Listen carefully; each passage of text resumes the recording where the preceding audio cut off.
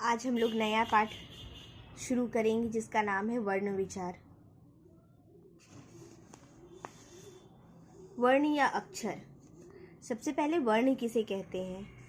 शब्द का सबसे छोटा खंड जिसके और खंड ना हो सके उन्हें वर्ण कहते हैं। और अक्षर, वर्ण को सूक्ष्म भेद के साथ अक्षर भी कहते हैं।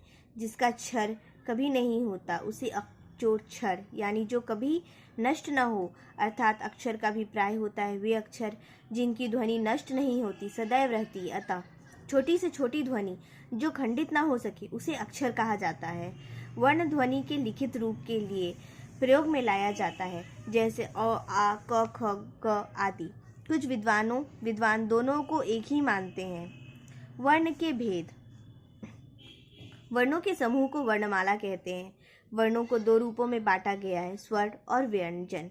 हिंदी वर्णमाला इस प्रकार है। स्वर्ण वर्ण में क्या क्या आते हैं? अ, आ, ई, उ, री, ए, ओ, औ। कुल मिलाकर 11 स्वर्ण वर्ण होते हैं और अगर अंग अह को जोड़ दिया जाए तो 13 स्वर्ण वर्ण होते हैं। उसी प्रकार जब हम लोग व्यंजन वर्ण के पास आते हैं तो क, ख, क हलंत, ख हलंत, ग हलंत, घ हलंत, अंग हलंत। मीन्स सब कुछ आधा है क्योंकि उसमें अ नहीं जोड़ा हुआ है। जब हम लोग इसमें आधा क के साथ अ जोड़ते हैं तब जाकर के ये पूरा क बनता है। ठीक है, ये आधा क है। च आधा, छ आधा, ज आधा, झ आधा, आधा इया। इसी प्रकार से अगर हम लोग पूरा देखें, विस्तृत जानकारी लें तो कुल मिला करके 48 हमारे पास व्यंजन वर्ण है। और संयुक्ताक्षर जैसे छ, त्र, ज्ञ, श्र को जोड़ दिया जाए तो हमारे पास कुल 52 व्यंजन हो जाएंगे। हम लोग कह सकते हैं हमारे पास 13 स्वर वर्ण है और 52 व्यंजन वर्ण है। ओके। अंग और अह अयोगवाह है। अंग को अनुस्वार और अह को विसर्ग कहा जाता है।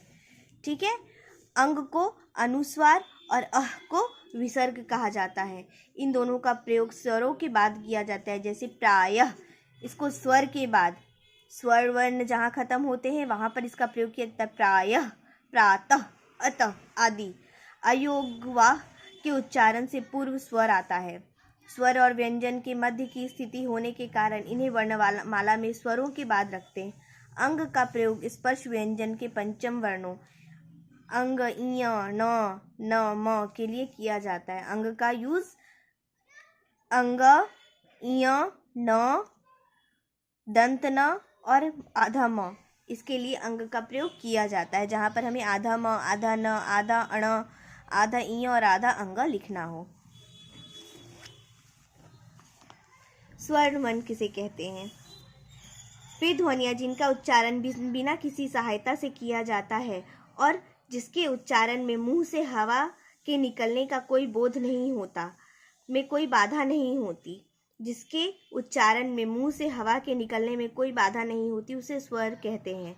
ऐसा भी कहा जा सकता है कि जो वर्ण अपने उच्चारण में दूसरे वर्ण की सहायता नहीं लेते, ये जो वर्ण है वो अपने उच्चारण में किसी दूसरे वर्ण की इनको सहायता की आवश्यकता नहीं होती है, वे स्वर वर्ण कहलाते हैं। जैसे अ, आ, ई, उ आदि।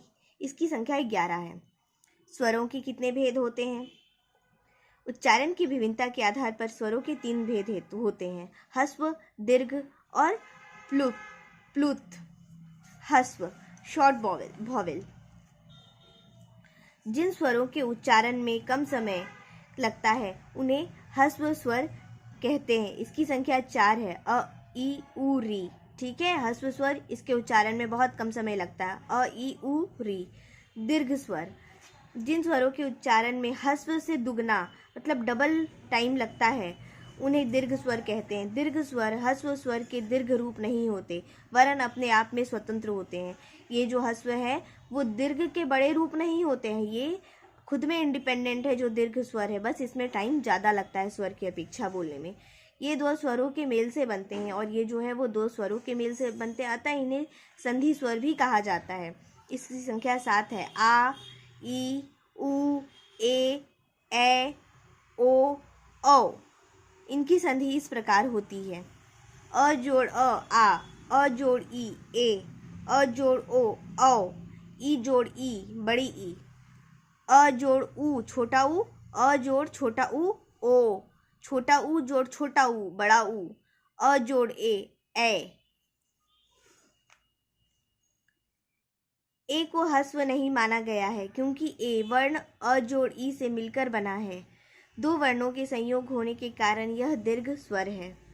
प्लुप्त स्वर, जिन स्वरों के उच्चारण में दीर्घ स्वर से भी अधिक समय लगता है उन्हें प्लुप्त स्वर कहते हैं। इनका प्रयोग किसी को पुकारने में या संबोधन करके बुलाए जाने के लिए किया जाता है। इसकी पहचान के लिए स्वर के आगे 3 लगा देते हैं, जैसे ओम।